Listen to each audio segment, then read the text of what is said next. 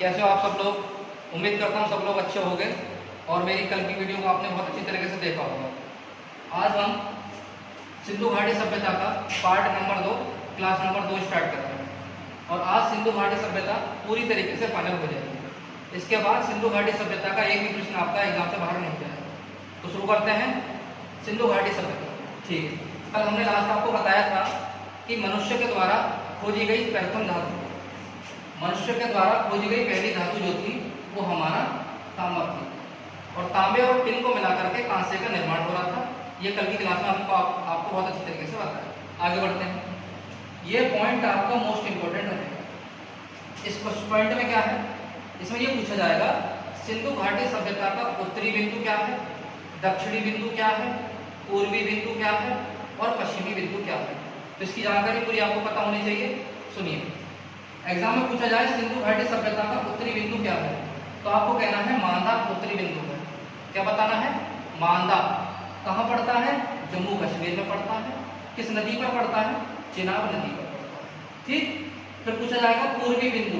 पूर्वी बिंदु ये है तो आलमगीरपुर, पूर्वी बिंदु है आलमगीरपुर। कहाँ पड़ता है? ये यूपी के मेरठ में पड़ता है।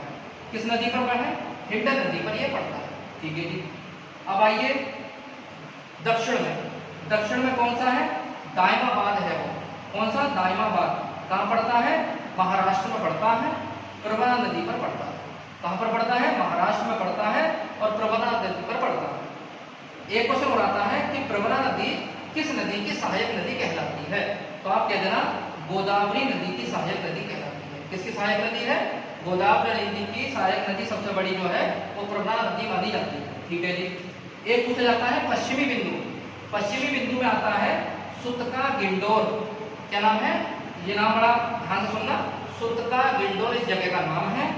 पाकिस्तान के बलूचिस्तान नामक जगह पर यह पड़ती है और दाश्त नदी पर यह स्थित है। हर एक सभ्यता जो है नदी पर स्थित होती है, क्योंकि किसी भी सभ्यता को चलाने के लिए पानी की आवश्यकता होनी ही होनी है। इसलिए हर एक सभ्यता, हर एक शहर एक नदी पर स्थित माना जाता है। इसमें मैंने आपको चारों बताए। मांदा पूछा जाए चिनाब नदी पर, आलमगीर पूछा जाए हिंडन नदी पर, दायमाबाद पूछा जाए प्रवरा नदी पर और सुतका गिंडोर पूछा जाए तो बलूचिस्तान में, पाकिस्तान में दाश्त नदी पर। क्लियर हो गया होगा सब लोग? देखो दूसरा क्वेश्चन आता है, ये पिछली बार भी आया था। भारतीय पुरातत्व का जनक, सेकंड शिफ्ट में आया था, ये शिफ्ट बदली हुई थी, उसमें पूछा गया था भारतीय पुरातत्व का जनक किसे कहते हैं, तो कनिंघम को कहते हैं। किसको कहते हैं? कनिंघम को कहते हैं। क्वेश्चन जरूर याद रखिएगा। एक क्वेश्चन आता है कि सिंधु घाटी सभ्यता की आकृति कैसी मानी जाती थी? कैसी मानी जाती थी आकृति? त्रिभुजाकार बोलते थे। क्या बोलते थे?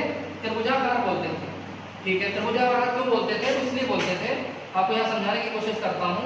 जैसे मैंने यहाँ बताया आपको मांदा, यहाँ मैंने बताया आलमगीरपुर, आलमगीरपुर, मेरी बातों पे ध्यान देना। आलमगीरपुर, यहाँ मैंने बताया दैमाबाद और यहाँ मैंने बताया सुतका गिंडोर। सुतका गिंडोर, ये मैंने आपको बताया।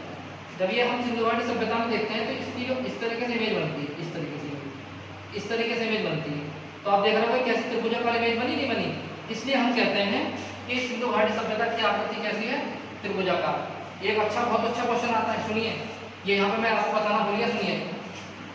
ये हमारा मांदा से लेकर के दैमाबाद तक, मांदा से लेकर के दैमाबाद तक आपसे कुल दूरी पूछी जाए, यहाँ से लेकर के यहाँ तक दूरी पूछी जाए तो आपको 1400 बतानी है। कितनी बतानी है? 1400 किलोमीटर की दूरी है। इसको दूसरी तरीके से क्वेश्चन पूछता है कि सिंधु घाटी सभ्यता की उत्तर से लेकर के दक्षिण तक, उत्तर से लेकर के दक्षिण तक कितनी दूरी है, तो आप बताना 1400 किलोमीटर। कितनी बताओगे? 1400 किलोमीटर बताना। ठीक है जी। एक क्वेश्चन और बनता है पूरब से लेकर पश्चिम तक, पूरब से लेकर के पश्चिम तक कितनी दूरी है, तो आपको बतानी है 1500 किलोमीटर। कितनी बताओगे? 1500 किलोमीटर। ये हटा देता हूँ। फिर पूछा जाता है ये जो तिरछी मैंने दूरी बनाई है इमेज में, ये वाली आपको दिख रही होगी अच्छे से, ये वाली दूरी। तो ये दूरी जो पूछी जाती है ये 1300 किलोमीटर की है। जो तिरछी दूरी है वो 1300 किलोमीटर की है। पूर्व पश्चिम और उत्तर दक्षिण की दूरी आपको मैंने अच्छे से बता दी, 1400 और 1500 किलोमीटर है। ये यहाँ पर लिखा हुआ है। यहाँ तक पूरी बातें क्लियर हो गई अच्छे से? ठीक है, आगे बढ़ते हैं। अच्छा, सिंधु घाटी सभ्यता में हरियाणा से पूछा जाता है कि हरियाणा से कौन सा शहर प्राप्त हुआ है, तो हरियाणा से मिला है आपका बनावली और राखी गढ़ी। सिंपल क्वेश्चन पूछा जाता है, सिंधु घाटी सभ्यता में बनावली का संबंध किस राज्य से है? तो आप लगा देना हरियाणा राज्य से। ठीक है जी। बनावली से क्या प्राप्त हुआ है? तो मिट्टी का हल प्राप्त हुआ है। क्या प्राप्त हुआ है? मिट्टी का हल जो है बनावली से प्राप्त हुआ है। पंजाब में क्या जगह प्राप्त हुई है? पंजाब में मिली है रोपण। क्या मिली है? रोपण। सुरकोटदा, सुरकोटदा घोड़े की अस्थि प्राप्त हुई है। यहाँ से क्या प्राप्त हुई है?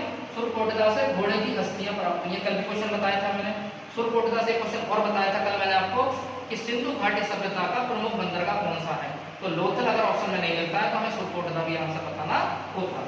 ठीक है जी। कालीबंगन मैंने कल बताया था, आपको याद करने की कोशिश करिए। कालीबंगन मैंने कल बताया था कहाँ पर पड़ता है? ये राजस्थान में पड़ता है। इसमें मैंने आपको बताया था काली चूड़ियां यहाँ से प्राप्त होती हैं, जुते हुए खेत प्राप्त होते हैं, उसी सापेक्ष में सजी हुई ईंटें भी यहाँ से प्राप्त होती हैं, अग्निकुंड वगैरह भी आपको यहीं से मिलेंगे, देखने को मिलेंगे। अच्छा, एक जगह पड़ती है कुणाल।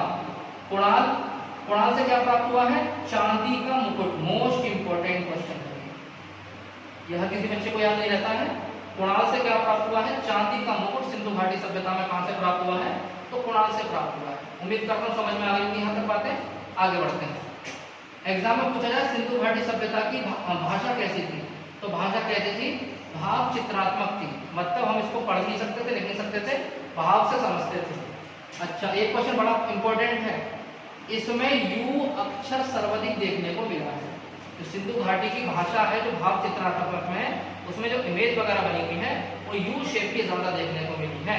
ये एग्जाम में क्वेश्चन पूछा गया है कि सिंधु घाटी सभ्यता की लिपि में या भाषा में किस अक्षर की सर्वाधिकता है? तो यू मिलता है, वी मिलता है, डब्ल्यू मिलता है या एक्स मिलता है? तो आपका उत्तर क्या होगा? यू अक्षर की सर्वाधिकता है। इंपॉर्टेंट क्वेश्चन है, ध्यान रखिएगा।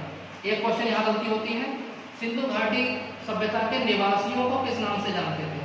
सिंधु घाटी सभ्यता के निवासियों को क्या कहते थे? तो दिरविण कहते थे। क्या कहते थे? दिरविण। अच्छा क्वेश्चन है, ध्यान रखिएगा।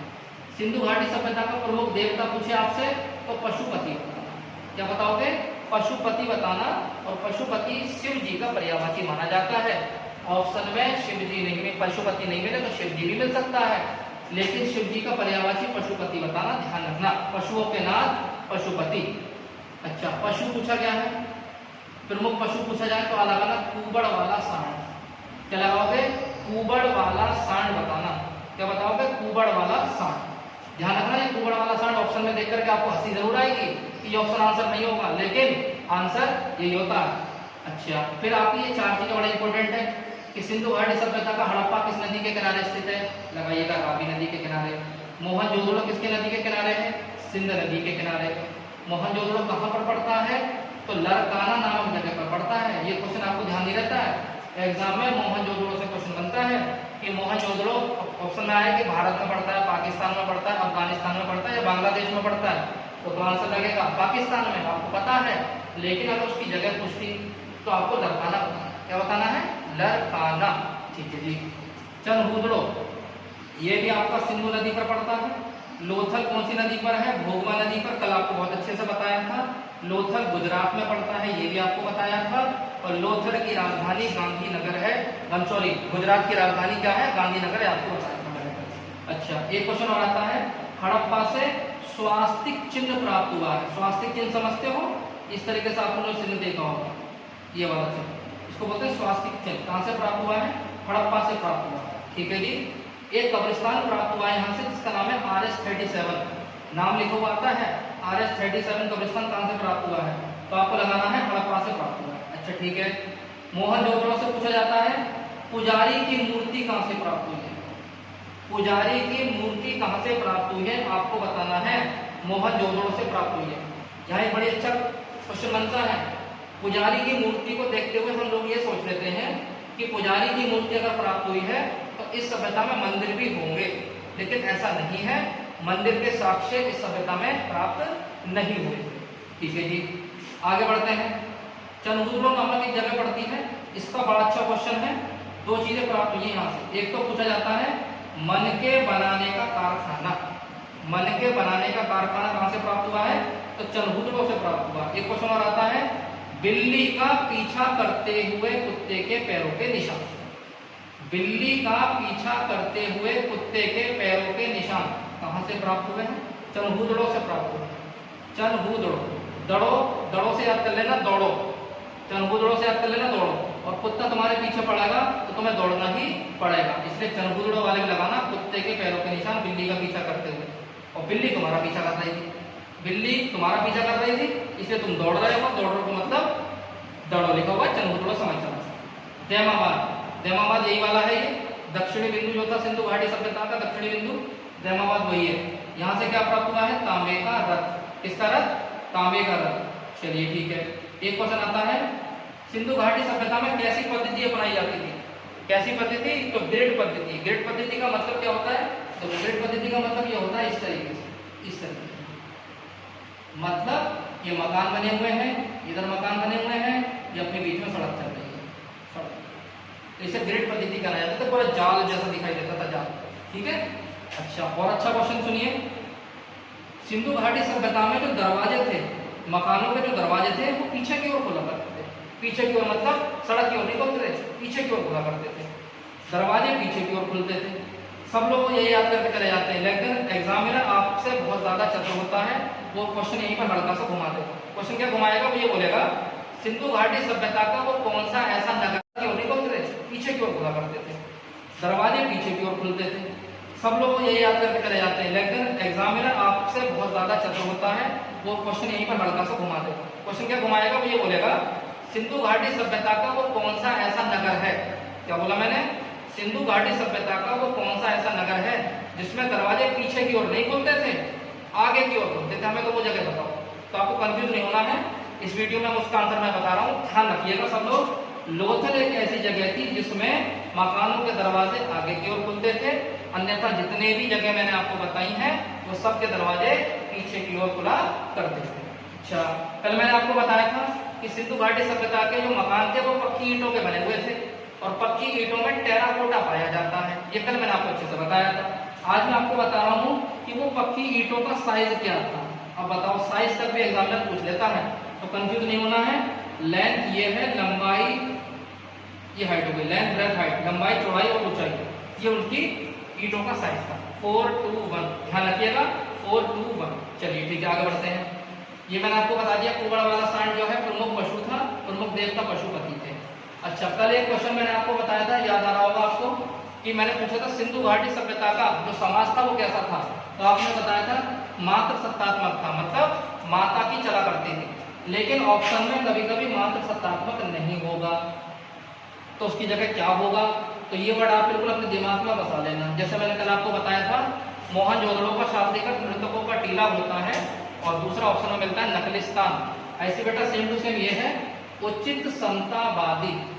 उचित समतावादी मतलब उचित प्रबंधन करने वाला, उचित समतावादी आएगा या मात्र सत्तात्मक आएगा, दोनों ऑप्शन नहीं आते, आप बिल्कुल निश्चित रहें, या तो मात्र सत्तात्मक आएगा या उचित समतावादी आएगा।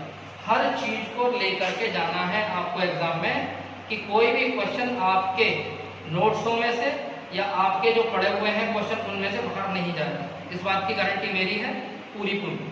बस केवल आपको क्या करना है, वीडियो को पूरा देखना है, आधा अधूरा नहीं देखना है। शुरू से लेकर के लास्ट तक पूरी आप वीडियो देखेंगे तो हर एक क्वेश्चन आपको इंपॉर्टेंट लगेगा, हर क्वेश्चन समझ में आएगा। और आप देखिएगा जब आप हो जाएंगे पैट के एग्जाम में, तो आपका सिंधु घाटी सभ्यता का पहला क्वेश्चन ही मिलेगा रखा हुआ, तो आपको मेरे नोट्सों में देखने को मिलेगा। ये देखो बहुत सारे क्वेश्चन ऐसे जो आपने कभी सुने भी नहीं होंगे। चोंच में मछली दबाए हुए चिड़िया बताओ, पेड़ के नीचे खड़ी लोमड़ी बताओ, ऐसे क्वेश्चन एग्जाम में देखने को मिलते हैं। ठीक है, वो भी आपके पास पहुंचेंगे इस वीडियो के द्वारा, आप सुनिए बस। आपके यहाँ समझ में आ गई उचित समतावादी? ठीक है जी, आगे बढ़ते हैं। मुद्रा पूछी जाए तो सेल खड़ी मुद्रा मैंने कल भी बताया था। ठीक है, सबसे बड़ी इमारत पूछी जाए अन्नाकार, कल आपको बताया वो क्वेश्चन है ये। अच्छा, ये क्वेश्चन बड़ा इंपॉर्टेंट है। बाट, क्या बोला? बाट। बाट का मतलब होता है वेट, जो हम वेट तोलते हैं वो वाली बात कर रहा हूँ।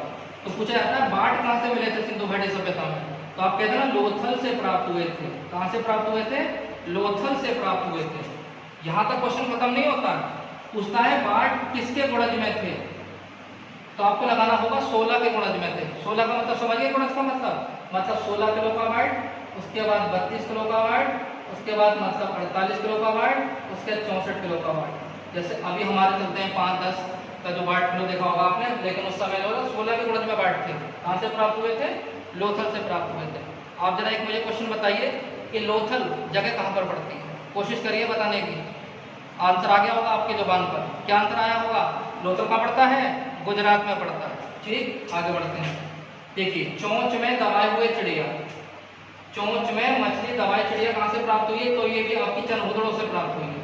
पेड़ के नीचे खड़ी लोमड़ी, ये भी आपकी चंदूदड़ों से प्राप्त हुई है। ये आपको दिख रहा होगा, एरो जा रहा है, यहाँ पर बन रहा है। ये आपको मैंने बताया बेटा, मादा और दैमाबाद के बीच की दूरी भी आपको बताई थी 1400, सुतका गिंड और आलमगीर की भी बताई थी आपको 1500।